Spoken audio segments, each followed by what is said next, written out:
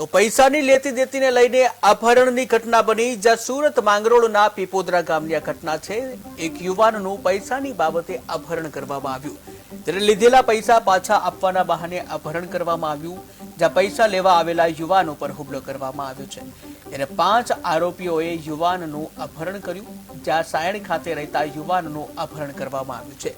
ત્યારે ફોન દ્વારા 6 લાખની ખંડણી માંગવામાં આવી, જ્યાં જિલ્લા પોલીસ હરકતમાં આવી। ત્યારે પોલીસે ઓપરેશન હાથ ધર્યું છે, જ્યાં અપહરણ બેનકાબ કરવામાં આવ્યું। ત્યારે પોલીસે 5 આરોપીઓને ઝડપી પાડ્યા। પીપોદરાની હદની અંદર આવેલા પૈસાની વાતચીત ચાલતી હતી એ વખતે અચાનક આ વિરાટ બહેરા છે એમણે એના સાગરીતોને બોલાવી દીધેલા અને મારકૂટ ચાલુ કરેલી। એ દરમિયાન 3 વ્યક્તિઓ જે આવેલા હતા એ ભાગી ગયેલા અને એક સાગર ગોડા નામનો જે વ્યક્તિ છે, જે મૂળ ઓરિસ્સાનો છે, તેનું અપહરણ કરવામાં આવેલું અને એના જ મોપેડ ઉપર બેસાડી અને બીજા એક મોટરસાયકલ ઉપર એમ બેસીને 5 આરોપીઓએ આ સાગર ગોડાનું અપહરણ કરેલું હતું।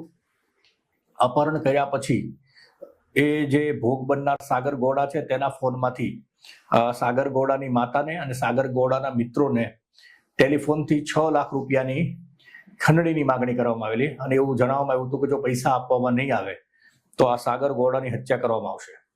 આ બનાવની જાણ પોલીસ કંટ્રોલ રૂમને કોઈ વ્યક્તિએ કરતા પોલીસને બનાવ